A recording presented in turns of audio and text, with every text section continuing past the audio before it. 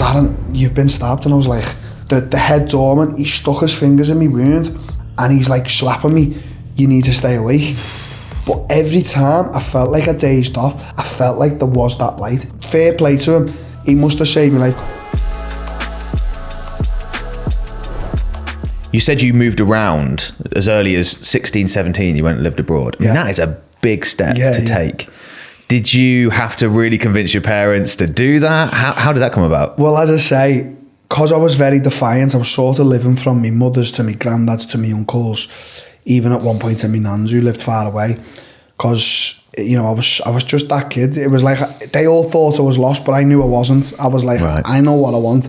Like, so me and my mum, we'd always get into like the biggest fights ever. Like, we fell out numerous times. Same with my uncle, same with my granddad. My granddad was very supportive. He was very, like, every time I go down, it was like 20 quid, 30 quid, you know, for the gym and that. Yeah. And I went down to him one day. I was in college, right? So obviously I'd moved on to college at this point, wasn't interested. I was doing public servants, so it was like the army and stuff, and I was just in there. I was just like, I couldn't give a fuck what's going on here. But I think it was like 2-3 months through college, I was like, nah, I'm off. And I had a little bit of money. I think I had money off of claims in a car crash or something. Right. And the girl, I don't remember to this day, I've never seen her since, but the girl used to work the reception in college. I asked her to book me flight to Thailand. I was like, I'm going to go to Thailand, mate. I'm going to go wear Muay Thais and I'm going to, so what? She's like, really, who are you going with? I was like, I'm going on my own. Yeah. It's like 16 going on to 17. Booked the flight, booked the National Express bus to come to London, get the flight from London to Bangkok with a stopover, and I come back to my granddad and I'm like, Grandad, I'm going to Thailand. He was like, what? So I was packing my bag saying it, and he was like, are you for real? And I was like, I'm going to Thailand, like, don't try and stop me. You need to come with me, take me to the bus stop or not. So next morning wakes up, takes me to the bus stop, and he's just looking at me as if to say, what are you doing? Wow. And then gets to Thailand, had a few friends who had spoke to on Facebook back in the time who were there, get set up in this small accommodation about the size of this room. Yeah. And it was just all systems go. I was in the gym morning and night. I was I wanted to fight. I wanted to just spar. I wanted to see the whole of Thailand.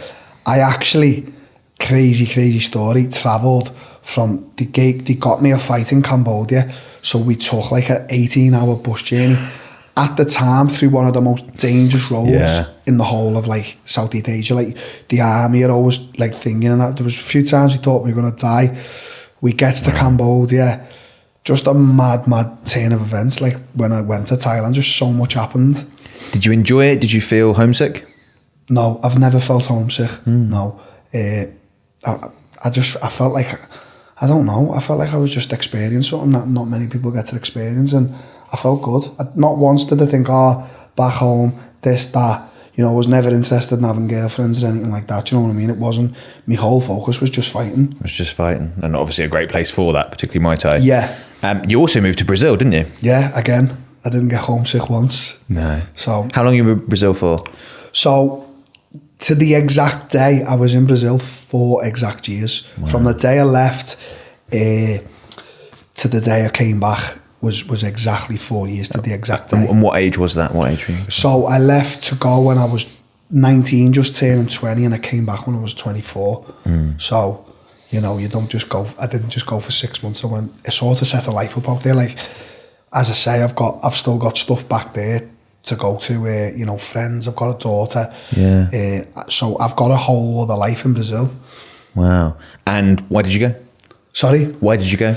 I was, you know, at the time when I was training MMA back here in England with me coaching and stuff in Carbon, I was, you know, as I say, I've always been a defiant person. I've never been a bad kid, but been defiant, you know, probably went down a few wrong paths and stuff like that, not to go into much detail, but that was it really. And we was out in a nightclub once, and we just had a bit of trouble with these other lads, and long story short, one of my friends gets into it with a lad, so there's like a big scuffle, and I'm obviously, you know, first over there, and I didn't feel it at the time, but At the time I had a white t-shirt on. I had a white, it was pure white.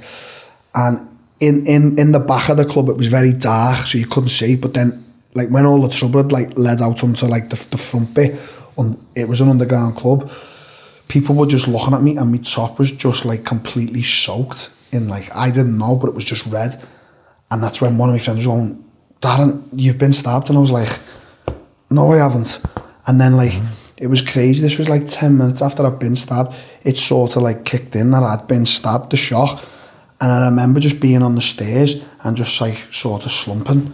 But I was still with it. To this day, I can still remember vividly every single like thing what happened. So I've like sort of slumped on the stairs, and I'm like looking, and the doorman at the time who knew me were like, you could see the shock on their faces. Yeah. I'm looking at a few of my friends. There was like a girl or two out. They were just like, you know, when everyone's just, you can see them mortified in the face. They're not crying, they're just mortified because they're not, you don't see it every day, do you? So, exactly. So the head doorman, he's like sort of picked me up. As I say, I'm a big lad, so he's like struggling to get me outside, and he puts me up against like the brick walls outside, and he sits me up. Now, I'm very aware what's going on at this time. I'm conscious. I can see my friend there. He was crying at this point. I can see the girl we were. She was crying.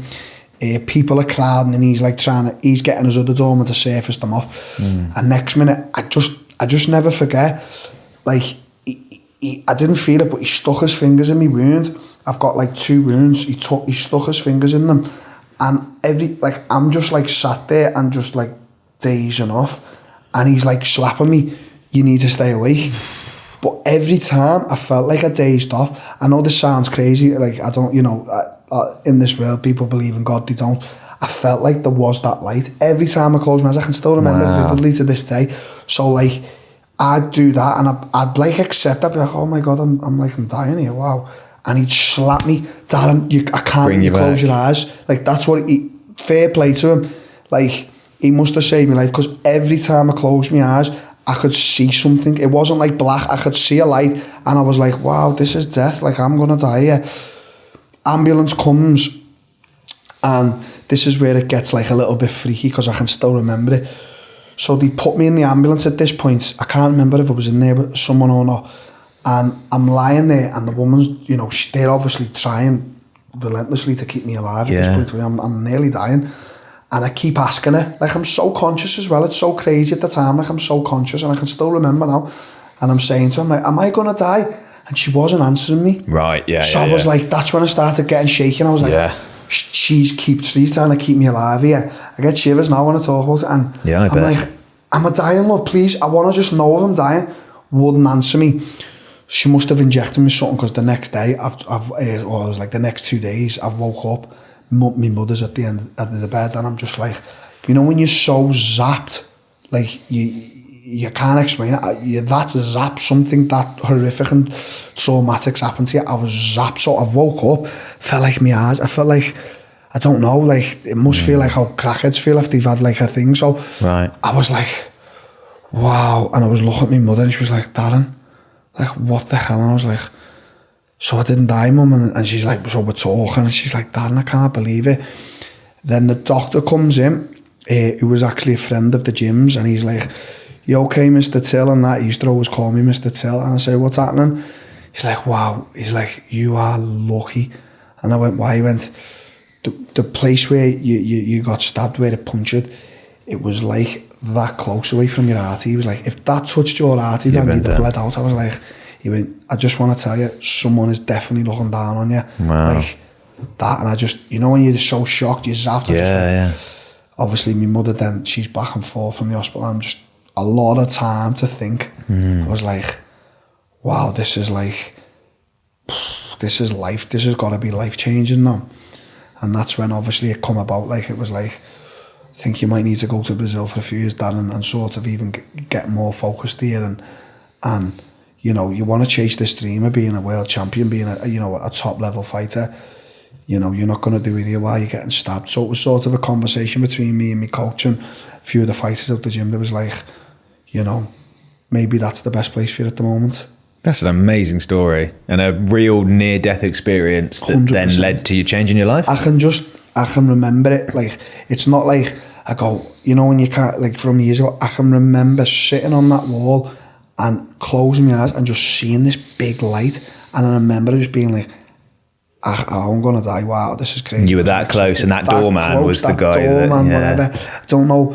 I've always been a guy who I don't know what I believe in. I'm sort of a guy who just, you know, all options open. But it was a crazy experience. And that's where Brazil come about. This was just a small clip from my over 1 hour conversation with UFC star Darren Till. If you want to watch the full interview, you can do so right here.